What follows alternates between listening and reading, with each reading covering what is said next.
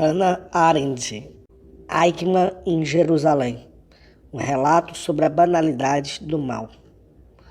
Nota ao leitor. Esta é uma edição revista e aumentada do livro lançado em maio de 1963.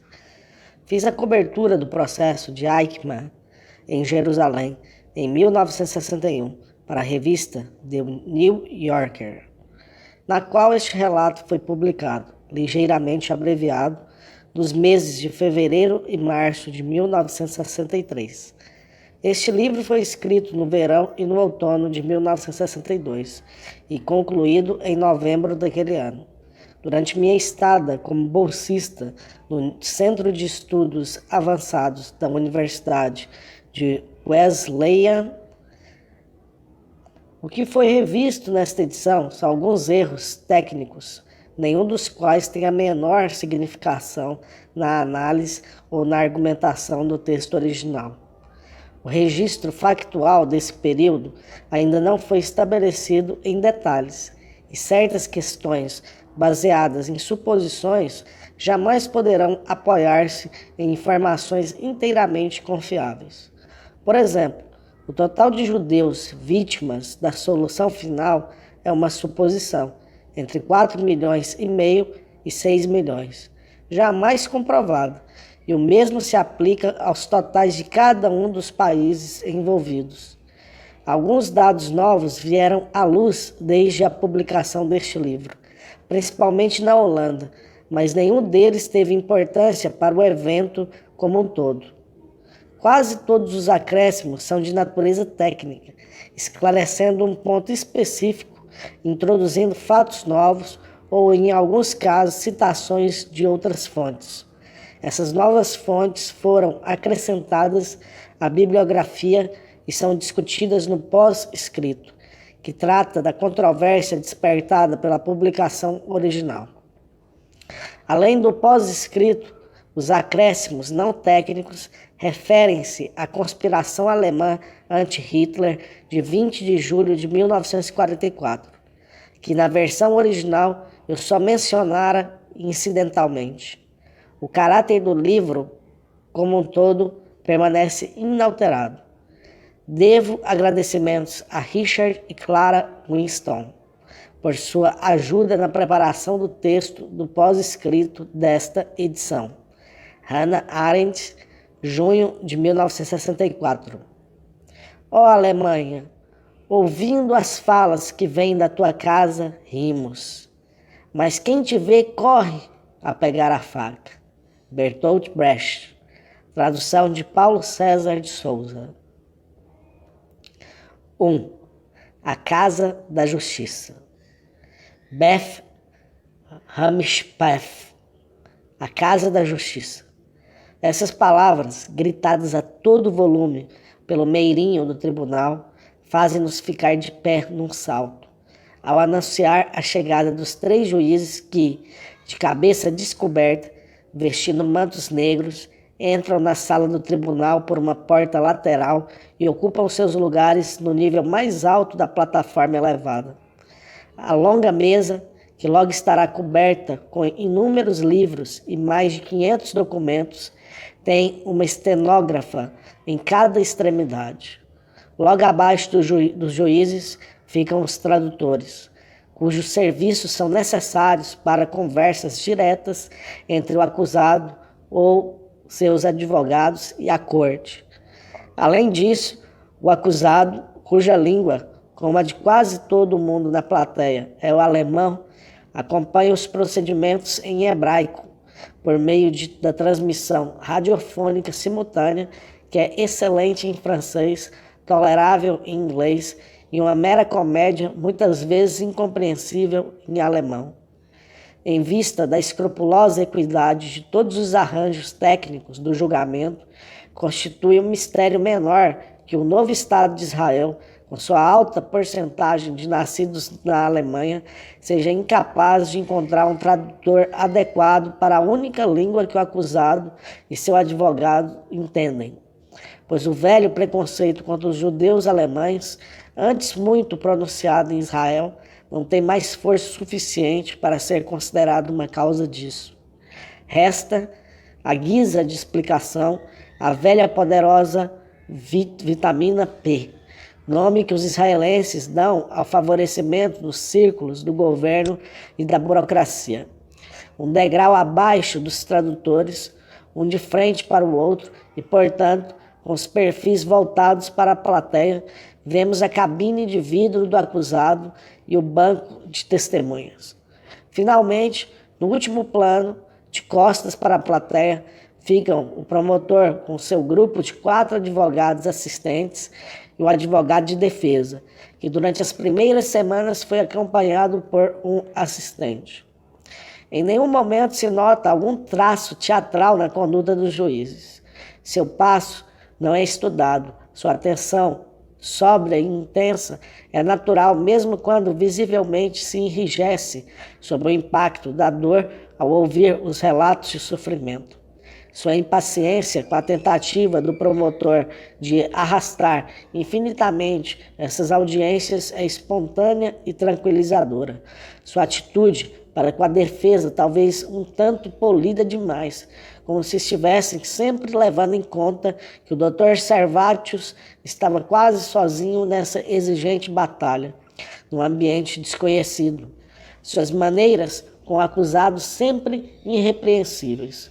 É tão óbvio que os 3 homens bons e honestos que é surpreendente nenhum dos 3 ceder à grande tentação de representar neste cenário. A tentação de fingir que todos eles nascidos e educados na Alemanha precisam esperar pela tradução hebraica. Moshe Landau, presidente do júri, quase nunca espera o tradutor terminar o seu trabalho para dar suas respostas, e muitas vezes interfere, corrigindo e melhorando a tradução, evidentemente satisfeito com a oportunidade de distração num evento sombrio como esse. Meses depois, durante o interrogatório do acusado, ele chegará a convencer seus colegas a utilizar o alemão, que é sua língua nativa, no diálogo com Eichmann. Prova, se é que ainda é necessária uma prova, de sua notável independência diante da opinião pública de Israel. Desde o começo, não há dúvida de que o juiz Landau quem dá o tom e de que ele está fazendo o máximo do máximo para evitar que este julgamento se transforme no espetáculo por obra da paixão do promotor pela teatralidade. Entre as razões pelas quais ele nem sempre consegue isso, está o simples fato de que as sessões ocorrem num palco diante de uma plateia, com o esplêndido grito do meirinho no começo de cada sessão, produzindo um efeito de uma cortina que sobe. Quem planejou este auditório da recém-construída Beth Ha'am, Casa do Povo, no momento circundada por altas cercas, guardada do sótão ao porão pela polícia fortemente armada e com uma fileira de barracas de madeira no pátio fronteiro, onde todos os que vão chegando são adequadamente revistados, tinha em mente um teatro completo, com seu fosso de orquestra e sua galeria, um proscênio e palco, e portas laterais para a entrada dos atores. Evidentemente, este tribunal não é um mau lugar para o espetáculo que David Ben-Gurion, primeiro-ministro de Israel, tinha em mente quando resolveu mandar raptar Eichmann na Argentina e trazê-lo à corte distrital de Jerusalém, para ser julgado por seu papel na questão da solução final dos judeus. E Ben-Gurion, adequadamente chamado de arquiteto do Estado, é o diretor de cena do processo. Não comparece a nenhuma sessão. No tribunal, fala pela voz de Gideon Hausner, o procurador-geral que, representante do governo, faz o que pode para obedecer a seu senhor. E se, felizmente, seus esforços nem sempre atingem o objetivo, é porque o julgamento está sendo presidido por alguém que serve à justiça com a mesma fidelidade com que o senhor Hausner serve ao Estado de Israel. A justiça exige que o acusado seja processado, defendido e julgado e que fiquem em suspenso todas as questões aparentemente mais importantes. Como pode acontecer uma coisa dessas? E por que aconteceu? Por que os judeus? Por que não os alemães? Qual o papel das outras nações? E até que ponto vai a responsabilidade dos aliados? Como puderam os judeus, por meio de seus líderes, colaborar com sua própria destruição? E por que marcharam para a morte como carniceiros para o matadouro, como carneiros para o matadouro? A justiça insiste na importância de Adolf Eichmann, filho de Karl Adolf Eichmann, aquele homem dentro da cabine de vidro construída para sua proteção. Altura mediana, magro, meia-idade, quase calvo, dentes tortos e olhos míopes, que ao longo de todo o julgamento fica esticando o pescoço para olhar o banco de testemunhas, sem olhar nenhuma vez para a plateia, que tenta desesperadamente e quase sempre consegue manter o autocontrole, apesar do tique nervoso que lhe retorce a boca, provavelmente desde muito antes do começo deste julgamento. Em juízo estão os seus feitos, não o sofrimento dos judeus, nem o povo alemão, nem a humanidade, nem mesmo o antissemitismo e o racismo. E a justiça, embora talvez uma abstração para quem pensa como o senhor Ben-Gurion, venha a ser um amo muito mais severo até do que um primeiro-ministro com todo o seu poder. O domínio deste último, conforme o senhor Hausner se estende em demonstrar, é permissivo. Permite ao promotor dar entrevistas à imprensa e aparecer na televisão durante o julgamento. A transmissão norte-americana, patrocinada pela Glickman Corporation, é constantemente interrompida, sempre os negócios, por anúncios de propriedades imobiliárias. Permite-lhe mesmo explosões espontâneas junto aos repórteres dentro do edifício do tribunal, que está cansado de interrogar Eichmann, porque ele responde sempre com mentiras. Permite que lance olhares para a plateia e permite a teatralidade de uma vaidade maior do que o normal, que finalmente triunfa ao receber do presidente dos Estados Unidos os parabéns pelo trabalho bem feito. A justiça não admite coisas desse tipo. Ela exige isolamento, admite mais a tristeza do que a raiva e pede a mais cautelosa abstinência diante de todos os prazeres de estar sob a luz dos refletores. A visita do juiz Landau a este país pouco depois do julgamento não foi divulgada, a não ser entre as organizações judaicas em prol das quais foi empreendida.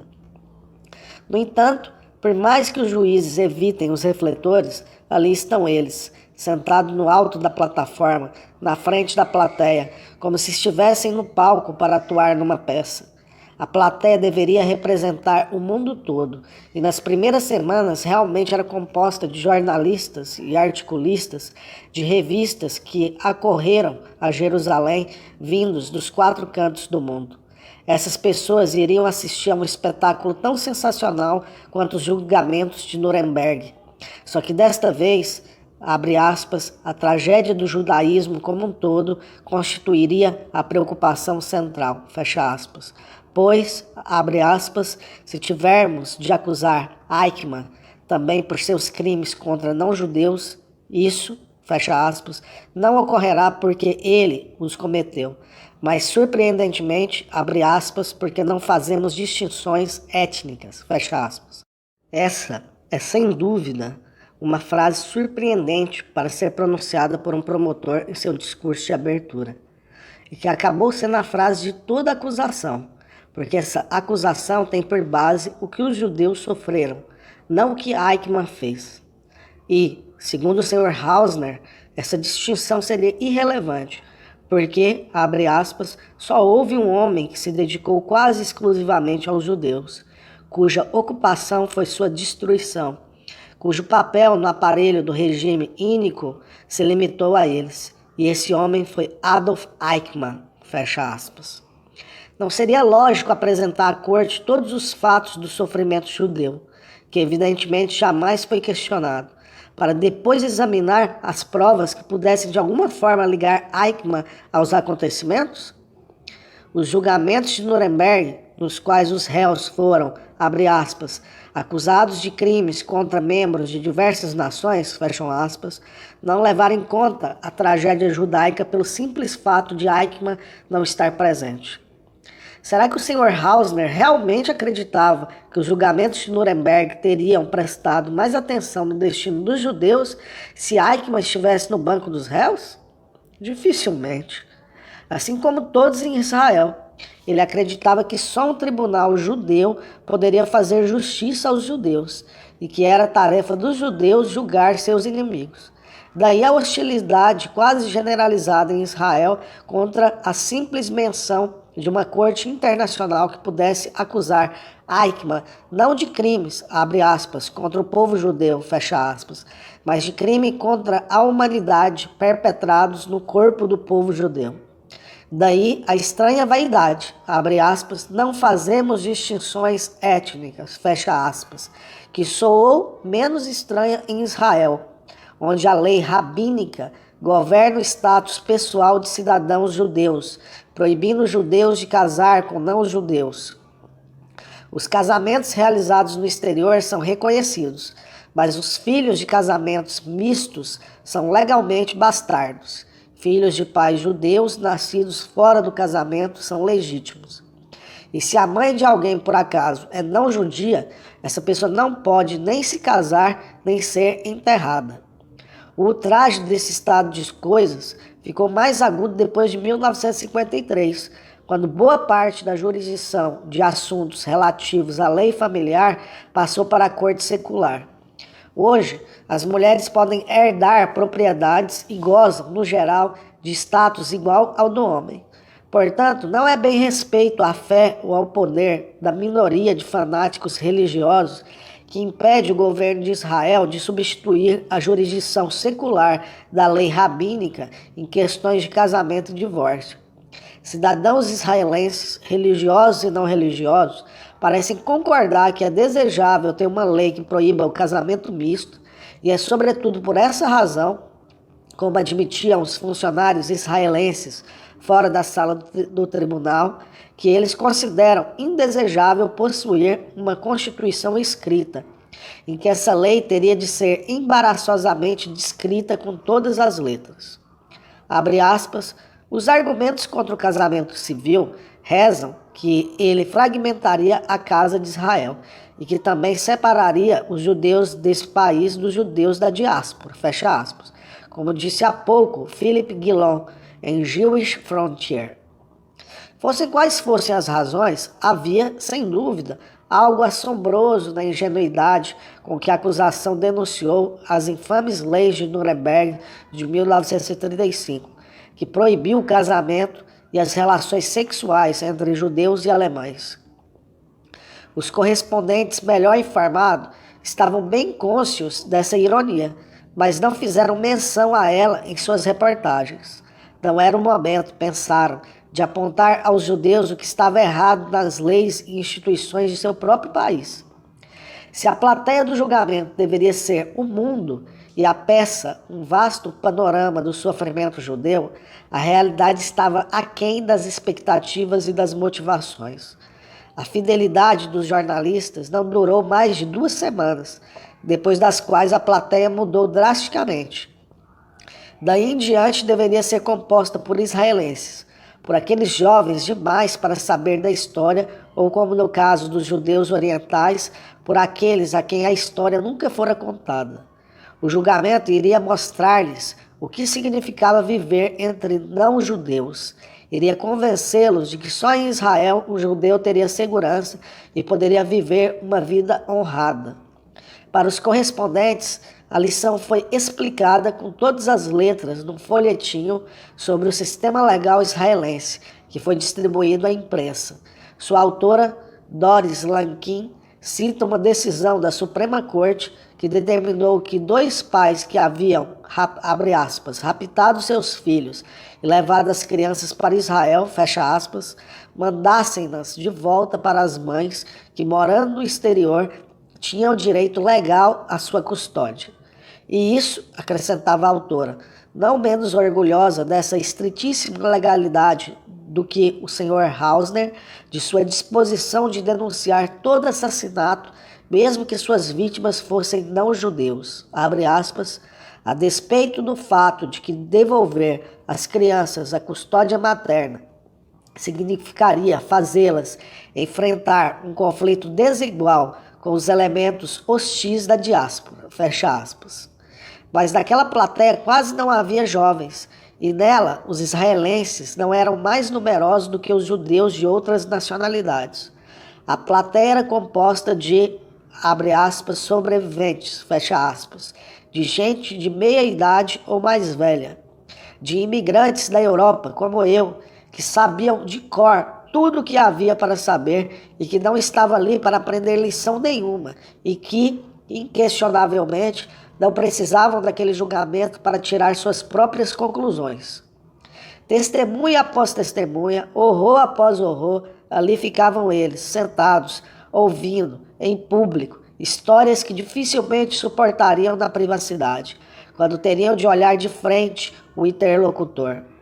E quanto mais, abre aspas, a calamidade do povo judeu nessa geração, fecha aspas, se desdobrava diante deles, e mais grandiosa se tornava a retórica do Sr. Hausner, mais pálida e fantasmagórica ficava a figura na cabine de vidro.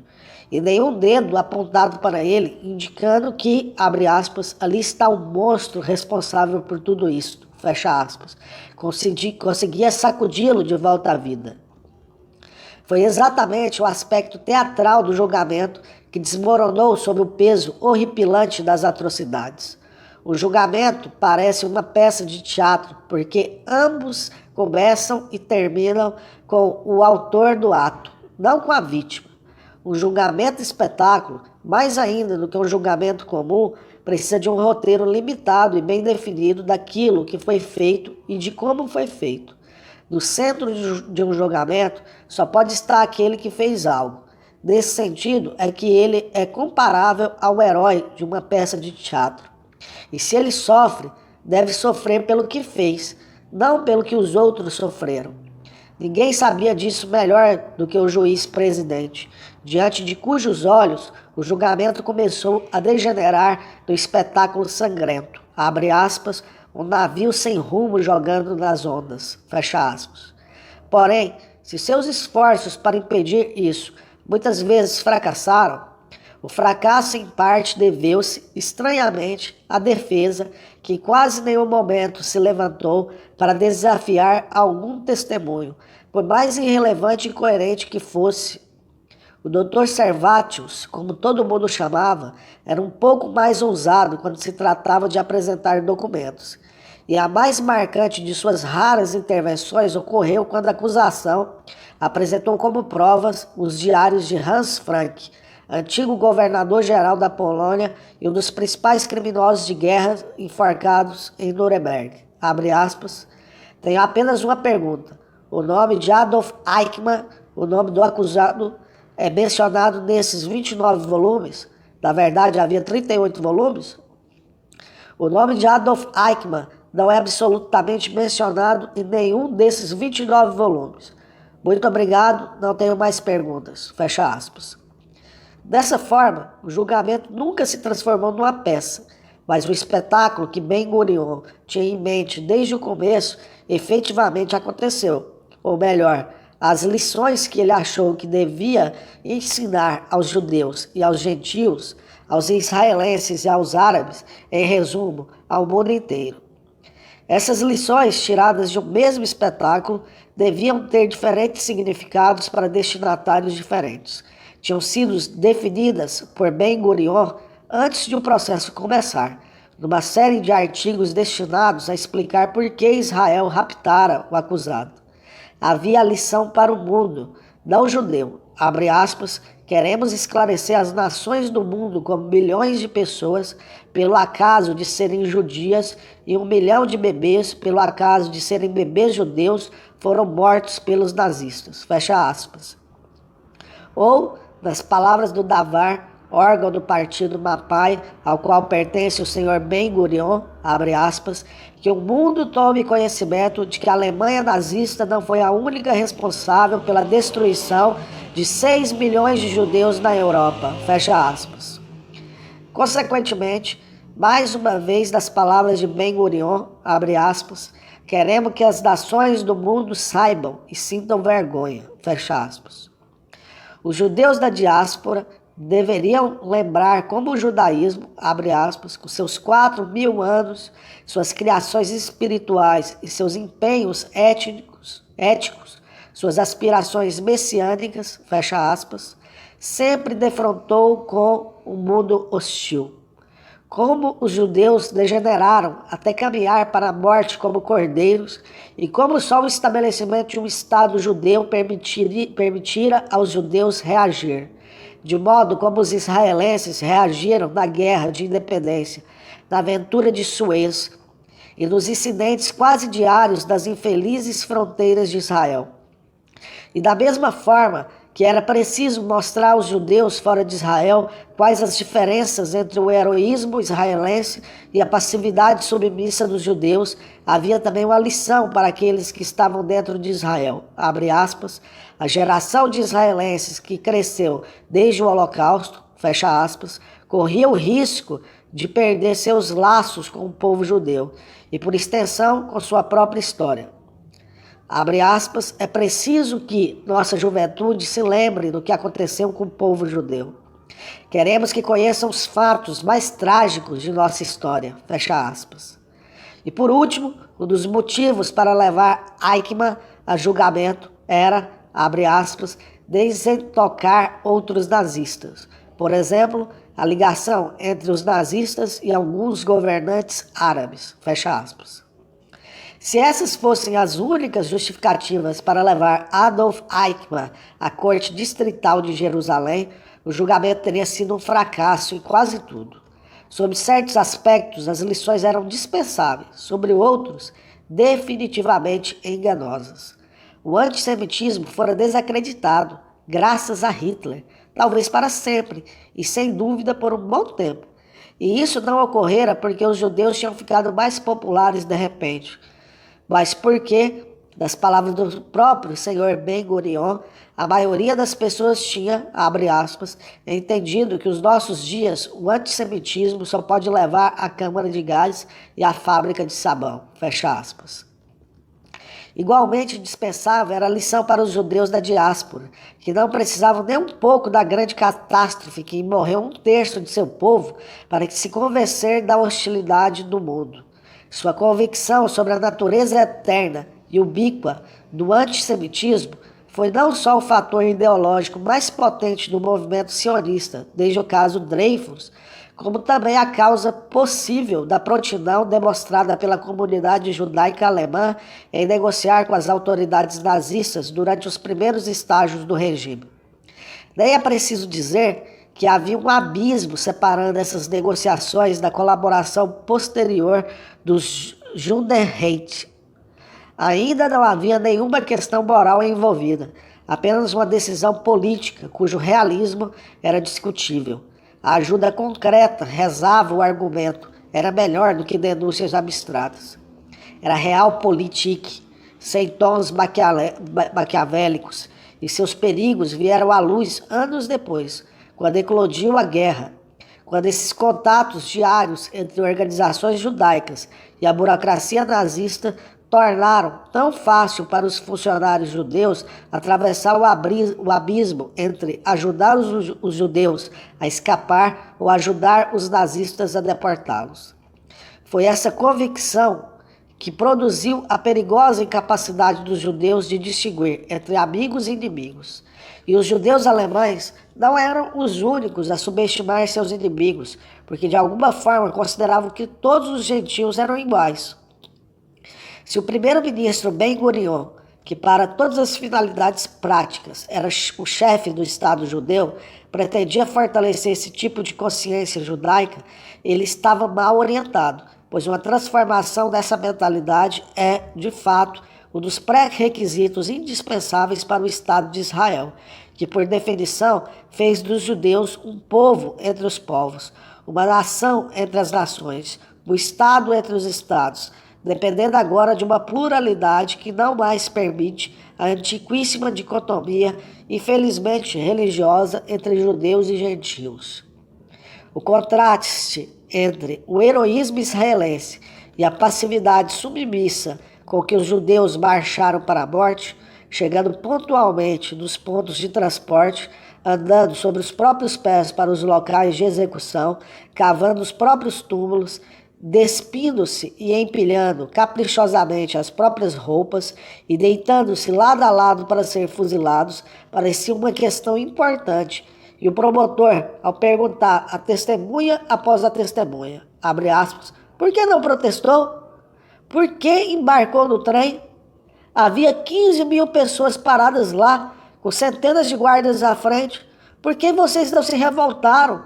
Não partiram para o ataque? Fecha aspas. Elaborava ainda mais essa questão, mesmo que insignificante. Mas a triste verdade é que ela era tomada erroneamente, pois nenhum grupo ou indivíduo não judeu se comportou de outra forma. 16 anos antes, ainda sob o impacto dos acontecimentos, David Rousset, ex-prisioneiro de Buchenwald, descrevia o que sabemos ter acontecido em todos os campos de concentração. Abre aspas. O triunfo da SS exige que a vítima torturada permita ser levada à ratoeira sem protestar, que ela renuncie e se abandone a ponto de deixar de afirmar sua identidade. E não é por nada, não é gratuitamente, nem por mero sadismo que os homens da SS desejam sua derrota. Eles sabem que o sistema que consegue destruir suas vítimas antes que elas subam ao cadafalso é incomparavelmente melhor para manter todo um povo em escravidão, em submissão. Nada é mais terrível do que essas procissões de seres humanos marchando como fantoches para a morte. Fecha aspas. Lê Jours de notre mort, 1947. A corte não recebeu nenhuma resposta para essa questão tola e cruel, mas qualquer um poderia facilmente encontrar uma resposta se deixasse sua imaginação deter-se um pouco no destino daqueles judeus holandeses que, em 1941, do velho bairro judeu de Amsterdã, ousaram atacar um destacamento da Polícia de Segurança alemã. 430 judeus foram presos em represália e literalmente torturados até a morte. Primeiros em Buchenwald, depois no campo austríaco de Mauthausen. Durante meses sem fim, morreram milhares de mortes, e todos eles deviam invejar seus irmãos que estavam em Auschwitz, e até em Riga e Minsk. Há muitas coisas consideravelmente piores do que a morte, e a SS cuidava que nenhuma delas jamais ficasse muito distante da mente e da imaginação de suas vítimas. Sob esse aspecto, talvez até mais significativamente do que sob outros, a tentativa deliberada de contar apenas o lado judeu da história do julgamento distorcia a verdade, até mesmo a verdade judaica. A glória do levante do gueto de Varsóvia e o heroísmo dos poucos que reagiram estava precisamente no fato de eles terem recusado a morte comparativamente fácil que os nazistas lhes ofereciam, à frente do pelotão de fuzilamento ou da câmara de gás. E as testemunhas que em Jerusalém depuseram sobre a resistência e a rebelião e sobre o, abre aspas, lugar insignificante que desempenharam na história do Holocausto, fecha aspas, confirmaram mais uma vez o fato de que só os muito jovens haviam sido capazes de tomar, abre aspas, a decisão de não ir para o sacrifício como carneiros, fecha aspas. Sobre o aspecto, as expectativas do senhor Ben-Gurion para o julgamento não foram inteiramente frustradas.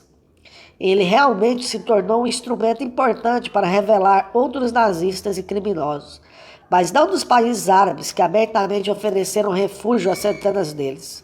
As ligações do grande Buffett com os nazistas durante a guerra não eram segredo, Ele esperava que o ajudassem a implementar alguma solução final no Oriente Próximo.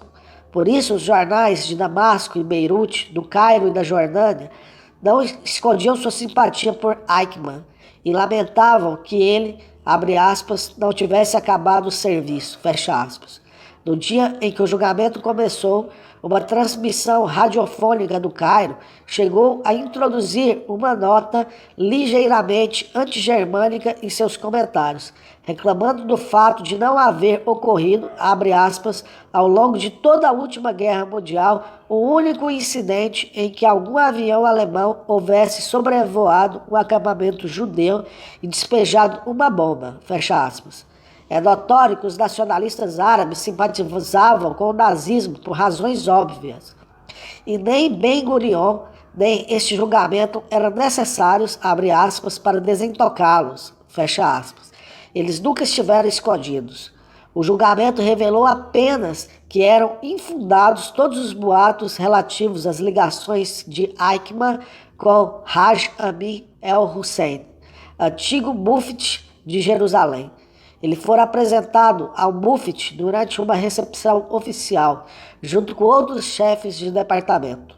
O mufti estivera em contato próximo com o Ministério das Relações Exteriores alemão e com Himmler, mas isso não era novidade. Se a observação de Ben-Gurion sobre, abre aspas, a ligação entre nazistas e alguns líderes árabes, fecha aspas, era sem finalidade, o fato de ele não mencionar a Alemanha Ocidental contemporânea nesse contexto era surpreendente. Evidentemente, era tranquilizador ouvir que Israel, abre aspas, não considerava Adenauer responsável por Hitler, fecha aspas, e que, abre aspas, para nós, o alemão decente, mesmo pertencendo à mesma nação que 20 anos atrás ajudou a matar milhões de judeus, é um ser humano decente, fecha aspas. Não houve nenhuma menção a árabes decentes. A República Federal Alemã, embora ainda não reconhecida pelo Estado de Israel, talvez por medo de que os países árabes pudessem reconhecer a Alemanha de Ulbricht, pagara 737 bilhões de dólares de reparação a Israel no decorrer dos últimos 10 anos.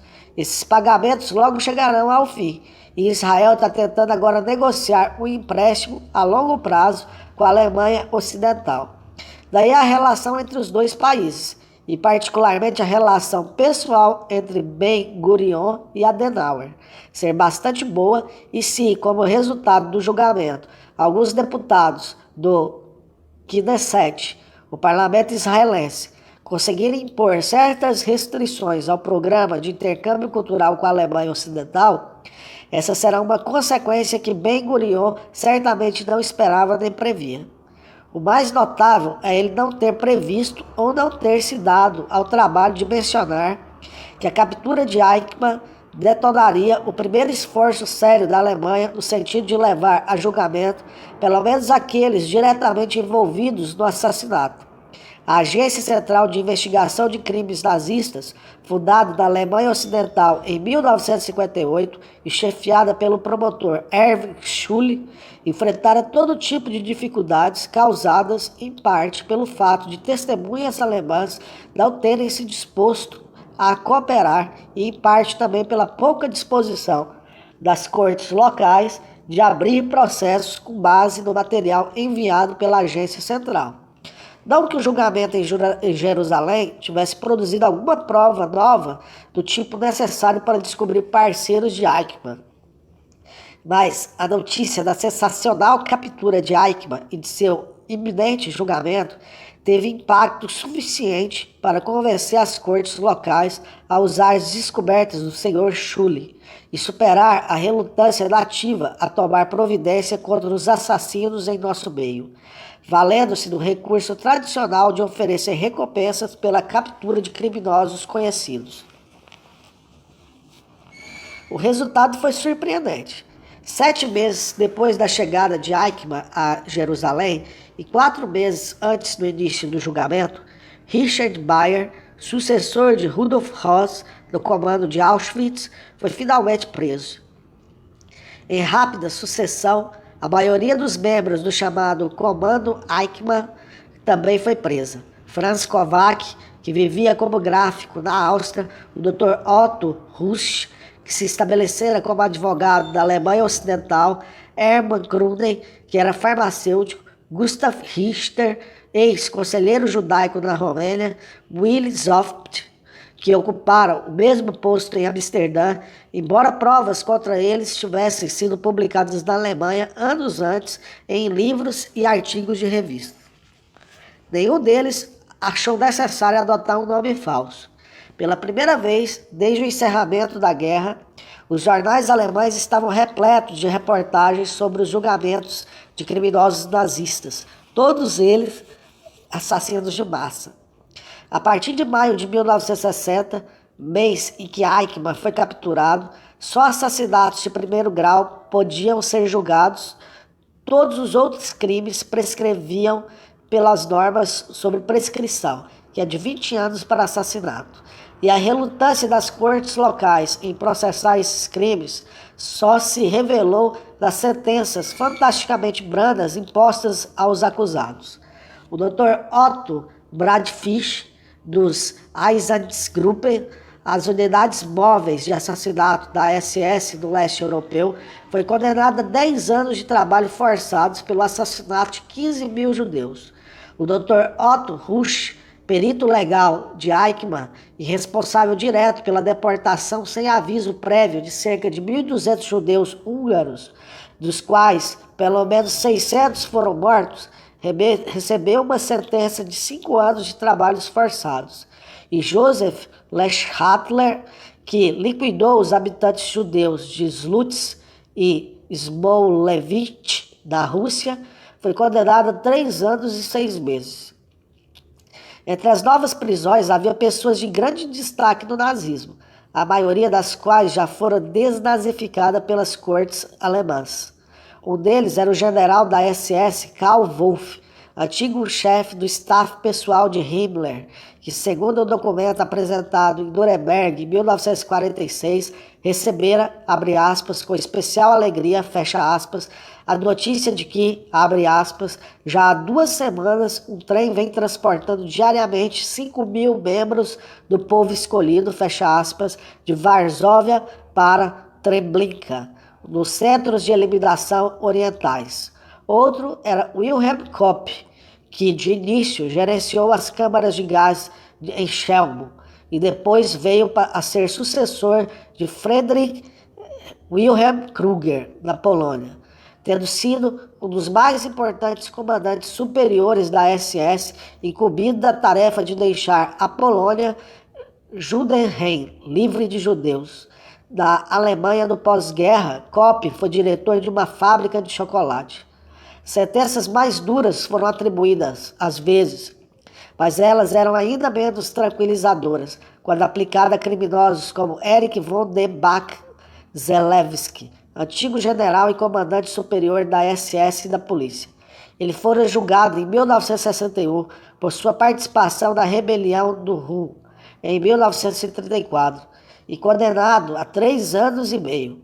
Mas foi processado novamente em 1962 pelo assassinato de 6 comunistas alemães em 1933, julgado em Nuremberg e condenado à prisão perpétua. Nenhuma das 2 condenações mencionava que Bach-Zelewski fora chefe anti-guerrilha no fronte oriental e que participara de massacre de judeus em Minsk e Mogilev, na Rússia Branca. Será que as cortes alemãs, sob o pretexto de que crimes de guerra não são crimes, estavam fazendo distinções étnicas? Ou seria possível que a sentença, excepcionalmente dura, pelo menos para os padrões das cortes alemãs do pós-guerra, tivesse sido aplicada porque Bach-Zelewski, um dos raríssimos que efetivamente sofreram um colapso nervoso depois dos assassinatos em massa, tentara proteger os judeus da ação de Einsatzgruppen e prestara testemunho em Nuremberg?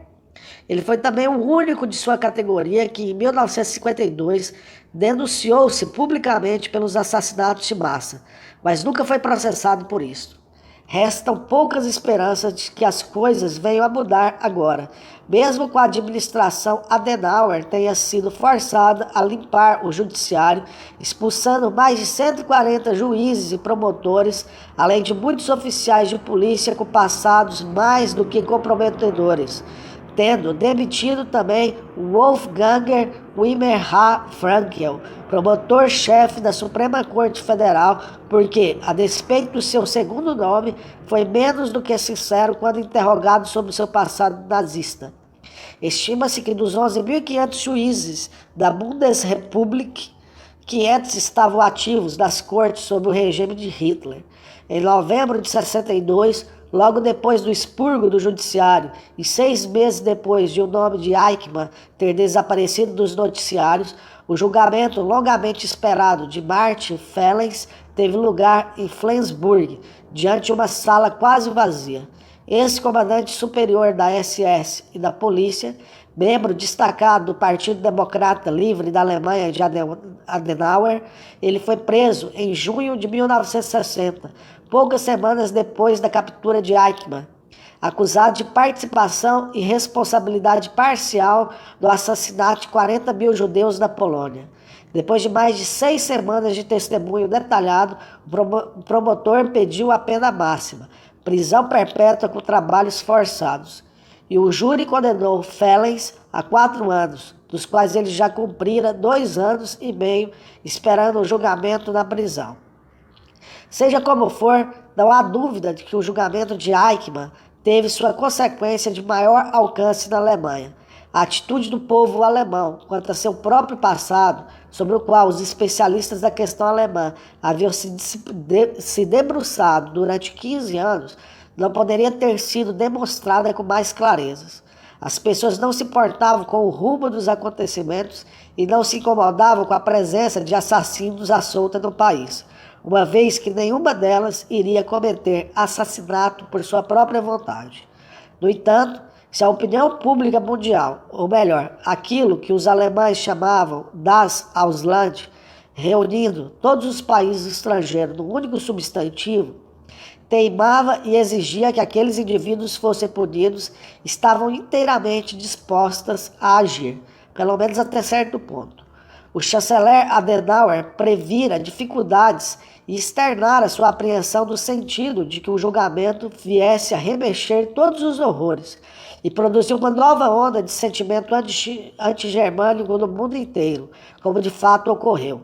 Durante os 10 meses de que Israel precisou para preparar o julgamento, a Alemanha se ocupou em proteger-se contra os resultados previsíveis, demonstrando um zelo sem precedentes na procura e na acusação de criminosos nazistas dentro do país. Mas em nenhum momento as autoridades alemãs ou algum setor significativo da opinião pública solicitou a extradição de Eichmann, o que parecia uma atitude óbvia, uma vez que todo Estado soberano zela por seu direito de julgar seus próprios acusados. A posição oficial do governo Adenauer de que isso não era possível porque não havia tratado de extradição entre Israel e Alemanha não é válida. Isso só queria dizer que Israel não podia ser forçado a extraditar. Fritz Bauer, procurador-geral de Hessen, percebeu esse ponto e solicitou ao governo federal de Bonn permissão para iniciar o processo de extradição. Mas os sentimentos do senhor Bauer nessa questão eram os sentimentos de um judeu alemão, e a opinião pública alemã não concordava com eles. Seu pedido não só foi recusado por Bonn, como mal foi notado e ficou absolutamente sem apoio. Outro argumento contra a extradição, usado pelos observadores do governo da Alemanha Ocidental enviados a Jerusalém, era o de que a Alemanha abolira a pena capital e, portanto, não podia executar a sentença que Eichmann merecia. Em vista da brandura demonstrada pelas cortes alemãs com os assassinos de massa nazistas, é difícil não desconfiar de má fé nessa objeção.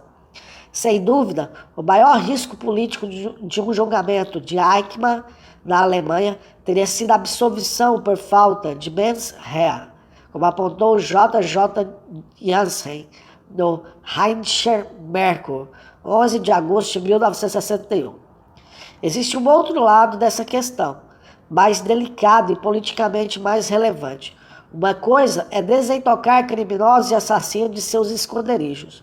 Outra é encontrá-los importantes e prósperos no âmbito público. Encontrar nas administrações estadual e federal, e geralmente em cargos públicos, inúmeros homens cujas carreiras floresceram no regime de Hitler. Claro, se a administração Adenauer fosse exigente demais para empregar funcionários com passado nazista comprometedor, talvez não houvesse administradores de nenhuma espécie.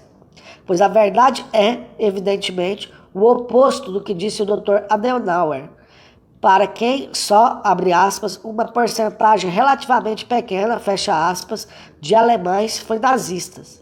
Ao passo que a, abre aspas, grande maioria ficava feliz de ajudar seus concidadãos judeus sempre que possível, fecha aspas.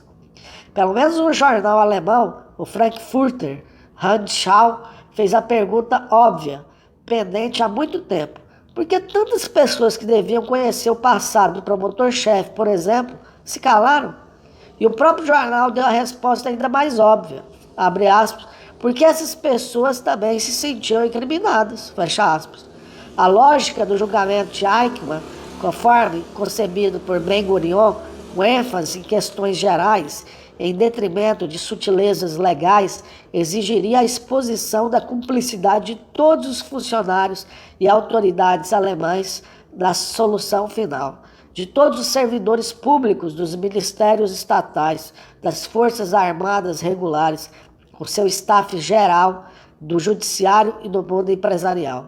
Mas, embora a acusação tenha sido conduzida pelo Sr. Hausner de forma a pôr no banco de testemunha após testemunha, para falar sobre coisas que, embora horrendas e verdadeiras, tinham pouco ou nenhuma ligação com os atos do acusado, essa acusação evitava cuidadosamente tocar na questão altamente explosiva, a cumplicidade quase ubíqua que se estendera muito além das alas dos membros do partido.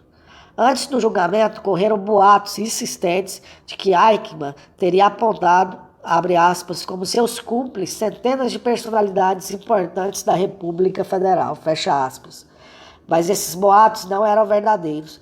Em seu discurso de abertura, o Sr. Hausner disse que, abre aspas, os cúmplices do crime de Eichmann não eram nem gangsters, nem homens do submundo, fecha aspas, e prometeu que eles, abre aspas, doutores e advogados, estudiosos universitários, banqueiros e economistas, seriam encontrados nos conselhos que resolveram exterminar os judeus, fecha aspas. A promessa não foi cumprida, nem poderia ter sido cumprida na forma em que foi feita, pois nunca existiram, abre aspas, conselhos que resolveram, fecha aspas, nada, e os, abre aspas, dignatários togados com formação acadêmica, fecha aspas, nunca decidiram o extermínio dos judeus, mas apenas se juntaram para planejar os passos necessários para levar a cabo uma ordem dada por Hitler. Mesmo assim, um desses casos foi submetido à atenção da corte, o caso do Dr. Hans Globke, um dos conselheiros mais próximos de Adenauer, que mais de 25 anos antes fora autor de um comentário infame sobre as leis de Nuremberg, e um pouco mais adiante também fora autor da brilhante ideia de estimular todos os judeus alemães a assumir Israel e Sara como segundo nome. Mas o nome do Sr. Globke, seu único nome, foi inserido nos procederes da Corte Distrital pela Defesa, provavelmente apenas com a esperança de convencer o governo Adenauer a dar início ao processo de extradição. De toda maneira, o antigo Ministerialrat do Interior e o atual Staatssekretär da chancelaria de Adenauer tinha, sem dúvida, mais direito do que o ex-Mufti de Jerusalém de figurar na história daquilo que os judeus efetivamente sofreram das mãos dos nazistas. Porque era a história, no que dizia respeito à acusação, que estava no centro do processo. Abre aspas, não é o indivíduo que está no banco dos réus deste processo histórico, Não é apenas o regime nazista, mas o antissemitismo ao longo de toda a história, fecha aspas. Foi esse o tom estabelecido por Ben-Gurion e seguido fielmente pelo Sr. Hausner, que começou seu discurso de abertura, que durou 3 sessões, com o faraó do Egito e com o decreto de Hanan de, abre aspas, destruir, matar e fazê-los perecer, fecha aspas. Em seguida citou Ezequiel, abre aspas, e quando eu, o Senhor, passei por ti e te vi imundo de teu próprio sangue, disse-te, em teu sangue vive, fecha aspas, explicando que estas últimas palavras deviam ser entendidas como, abre aspas, o imperativo que confronta esta nação desde sua primeira aparição no palco da história, fecha aspas. Mas aquilo era má história e péssima retórica. Pior, contrariava diretamente o depoimento de Eichmann em julgamento, sugerindo que talvez ele fosse apenas um inocente executor de algum misterioso destino predeterminado, ou quem sabe, do próprio antissemitismo, talvez necessário para marcar a trilha da, abre aspas, estrada manchada de sangue que nosso povo trilhou, fecha aspas, para cumprir seu destino. Algumas sessões depois, quando o professor Salo W. Baron, da Universidade de Colômbia, deu seu testemunho sobre a história mais recente do judaísmo da Europa Oriental, o Dr. Servatius não resistiu à tentação e fez as perguntas óbvias, abre aspas, por que tamanho infortúnio se abateu sobre o povo judeu? E não acha que na base do destino esse povo encontram-se motivações irracionais? Além do entendimento do ser humano? Será que não existiria algo assim como o espírito da história que faz a história correr livre da influência dos homens? Fecha aspas. Será que o Sr. Hausner não estaria basicamente de acordo com a escola histórica do direito, alusão a Hegel, tendo demonstrado que aquilo que, abre aspas, os líderes fazem nem sempre leva ao objetivo e ao destino que pretendiam? A intenção aqui era destruir o povo judeu e o objetivo não foi alcançado. E assim, um novo Estado florescente passou a existir. Fecha aspas. A argumentação da defesa chegou, nesse ponto, perigosamente perto da mais nova orientação antissemita sobre os sábios de Sião, formulada com toda seriedade algumas semanas antes na Assembleia Nacional Egípcia pelo ministro do Exterior Hussein Zulfikar Sabri. Hitler era inocente da matança dos judeus. Ele era uma vítima do sionismo, que o levara a, abre aspas, perpetuar crimes que acabariam por permitir que eles atingissem seu objetivo, a criação do Estado de Israel, fecha aspas.